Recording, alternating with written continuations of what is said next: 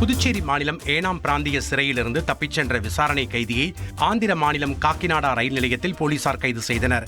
விசாரணையில் சிறையில் அடைத்தவுடன் ஏற்பட்ட மன அழுத்தத்தால் பெயிண்டிங் பணி நடைபெற்றுக் கொண்டிருந்த போது அங்கிருந்த ஏணி மற்றும் கயிற்றை பயன்படுத்தி தப்பிச் சென்றதாக வாக்குமூலம் அளித்துள்ளார்.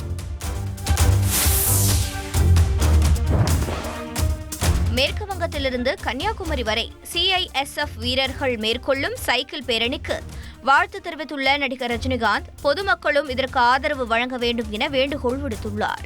நம்ம நாட்டோட பேரு நிம்மதி, சந்தோஷம், அதை கெடுக்க பயங்கரவாதிகள் கடல் வழியா நாட்டுக்குள்ளே புகுந்து கோர சம்பவங்கள் செய்வாங்க. அதுக்கு உதாரணம் மும்பையில 26/11 நடந்த அந்த கோர சம்பவம் கிட்ட 175 பேரோட உயிரை வாங்கிடுச்சு. கடலோர பகுதியில் வாழும் மக்கள் விழிப்புணர்வோடு இருந்து சந்தேகத்துக்குரிய மக்கள் யாரை நடமாடினா கிட்டே இருக்கிற போலீஸ் ஸ்டேஷன் அது வைதி ஒரு பிளாட் வாங்கணுமா இல்ல ஒரு பிளாட் வாங்கணுமான்னு ஒரே கன்ஃபியூஷன். ஒரு ரியல் எஸ்டேட் எக்ஸ்பர்ட் கிட்ட பேசு. எப்படி? பாஸ்வாலா பி தி பாஸ் அவங்கள ஒரு விழிப்புணர்ச்சி ஏற்படுத்த 100 CISF வீரர்கள் கிட்ட 7000 கிலோமீட்டர் வெஸ்ட் பெங்கால் இருந்து கன்னியாகுமரி வரைக்கும் சைக்கிள்ல ரேலி போவாங்க.